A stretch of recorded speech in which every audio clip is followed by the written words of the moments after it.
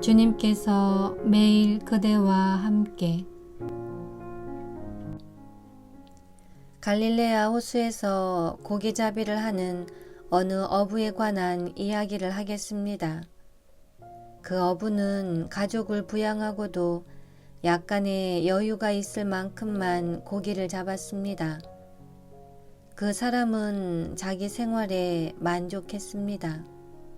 그는 필요 이상으로 고기를 잡으려 하지 않았습니다. 다른 사람들과 나누고 필요한 만큼만 가지는 것이 옳은 일이기 때문에 나머지 고기는 잡지 말고 남겨두어야 한다고 그는 생각했습니다. 그 어부는 다른 어부들처럼 일을 많이 하지 않고 고기도 많이 잡지 않았기 때문에 사람들은 그를 바보로 생각했고 게으름뱅이라고 불렀습니다. 다른 어부들은 잡을 수 있는 만큼 최대한의 고기를 잡아서 많은 돈을 벌었습니다. 그들은 큰 고기잡이 배를 구입하여 점점 더 많은 고기를 잡았고 더 많은 돈을 벌었습니다. 어떤 어부들은 사람들을 고용하여 고기잡이를 하였는데 고용인들에게는 가능한 한 돈을 적게 지불하고 자신들은 많은 이익을 남겼습니다. 큰 고깃배들은 그 어부 가족이 일하는 바다 쪽으로 와서 그가 잡을 고기들을 마구 잡아갔습니다. 그러면서 큰 고깃배 주인들은 당당하게 말하는 것이었습니다. 우리는 여기 와서 고기잡이할 권리가 있어. 고기한테는 주인이 없으니까. 우리가 원하는 곳이면 어디서나 고기를 잡아도 돼요. 게다가 우리는 저 어부보다 지출이 많은 임금을 지불해야 하거든. 다른 어부들이 고기를 다 잡아가 버려서 그 어부는 끼니를 이어가기조차 어렵게 되었습니다. 그래서 큰 고깃배 주인들에게 가서 자신의 딱한 사정을 하소연했습니다. 그랬더니 그 사람들은 그야 당연하지. 작은 규모로 살아남기를 기대할 수는 없는 거요. 하고 단호하게 말했습니다. 그 어부가 말했습니다. 그렇지만 모든 사람들이 나눠 가질 수 있을 만큼 충분한 고기가 바다에 있으니 우리는 같이 나눠 가질 수 있지 않겠소? 당신들이 작은 규모로 고기잡이를 하고 있었을 때도 나는 한 번도 당신 고기를 빼앗은 적이 없었소. 나는 내게 필요한 만큼만 잡았고 그 나머지는 다른 사람들을 위해 남겨두었단 말이오.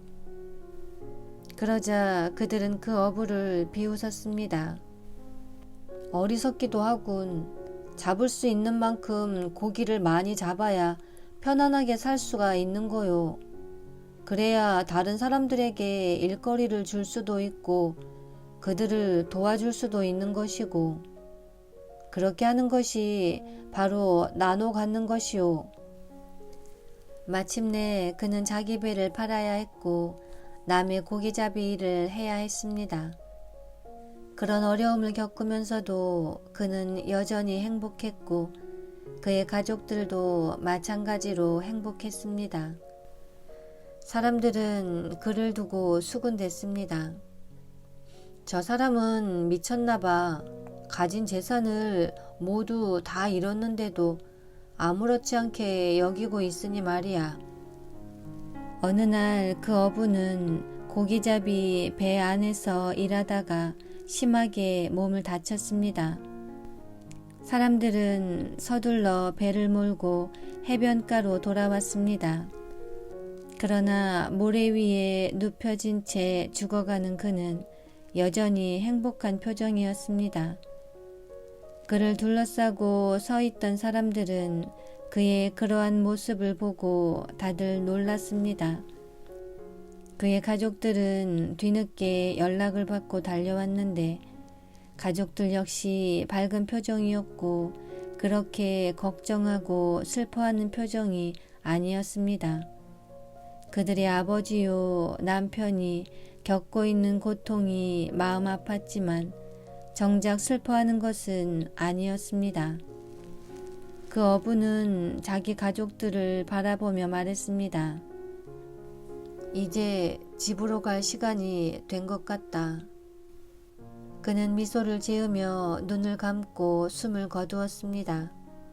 가족들은 눈물을 흘리지 않았습니다. 잠깐 동안 침묵을 지키고 있다가 함께 기도했습니다.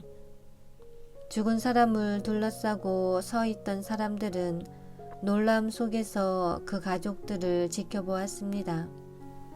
그리고 그들이 기도를 끝마친 후에 물었습니다. 어떻게 울지도 않는 거요? 아버지와 남편을 잃었는데도 어쩌면 그렇게 만족스러운 표정들이요? 이 사람처럼 당신들도 제정신이 아닌 거요? 그러자 죽은 어부의 아내가 일어서서 말했습니다. 남편은 하느님을 사랑하고 가족들을 사랑하며 주위 사람들을 사랑하면서 한평생을 착하게 살았습니다. 그 사람은 자기가 가진 것 외에는 그 이상을 원하지 않았고 절대로 남을 이용해 이득을 취하지 않았을 뿐 아니라 항상 남에게 나누어 주고 싶어 했습니다. 자기 생계를 뺏어가는 사람들을 용서해 주고 그들을 위해 기도해 주었습니다. 여러분의 배에서 노동을 해야 했지만 즐겁게 살았습니다. 그 사람은 최선을 다했고 누구도 원망하지 않았습니다. 남편이 왜 그렇게 살았느냐고 묻고 싶습니까? 그 사람은 하느님을 사랑했기 때문이고 사람들이 그렇게 살기를 하느님께서 바라신다는 것을 알고 있었기 때문입니다. 살면서 어려움을 당할 때마다 그것을 잘 참고 견디어가는 것이 자신의 사랑을 하느님께 보여드리는 방법이라고 생각했기 때문입니다. 어려움이 닥쳐도 그것이 하느님의 뜻인 줄을 안다면 어떻게 화를 내겠습니까? 그리고 하느님께서 자신의 죄를 용서해 주신 것을 알고 있는 남편이 어떻게 남의 죄를 용서해 주지 않을 수가 있겠습니까? 그 사람이 죽어서 슬픕니다. 그러나 우리는 울부짖거나 흐느끼지는 않을 것입니다. 그 사람이 하느님께서 원하시는 대로 살았기 때문에 천국에서 하느님의 보상을 받을 것을 알기 때문입니다. 그 어부의 아내가 하는 말을 듣고 사람들은 감명을 받았습니다. 그러나 며칠이 지나자 그 사람들은 벌써 다 잊어버리고 여전히 이전 생활로 되돌아갔습니다. 부자는 가난한 사람을 이용하여 점점 더 부자가 되었고 가난한 사람은 자신의 가난을 하나의 생활 방식처럼 받아들이고 체념하면서 말입니다. 이야기를 끝마쳤을 때 들판에 있던 많은 사람들이 울고 있었다.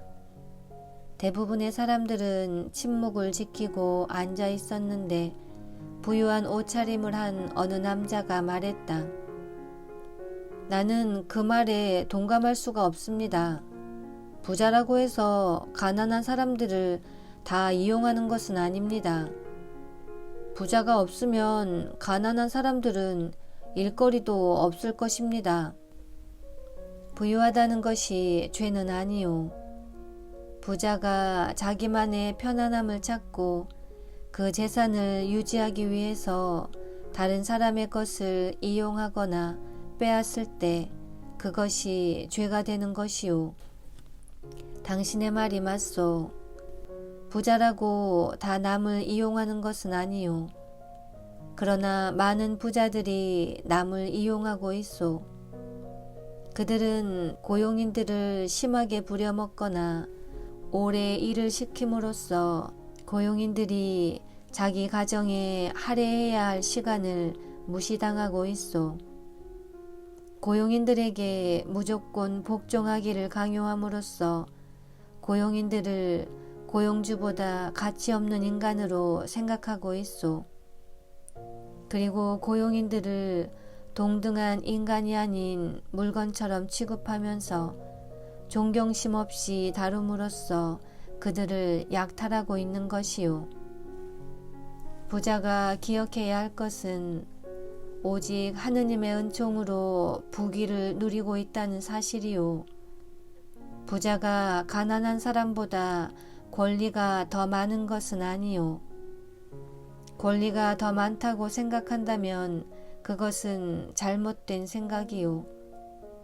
가난한 사람이 가난하게만 살아야 할 의무가 있는 것이 아니듯이 부자가 혼자서만 부유하게 살 권리가 있는 것이 아니요. 부자들이 가진 재산을 다른 사람들과 나누어 가지지 않으면 언젠가 참으로 가난한 자는 바로 그들 자신이라는 것을 알게 될 것이요.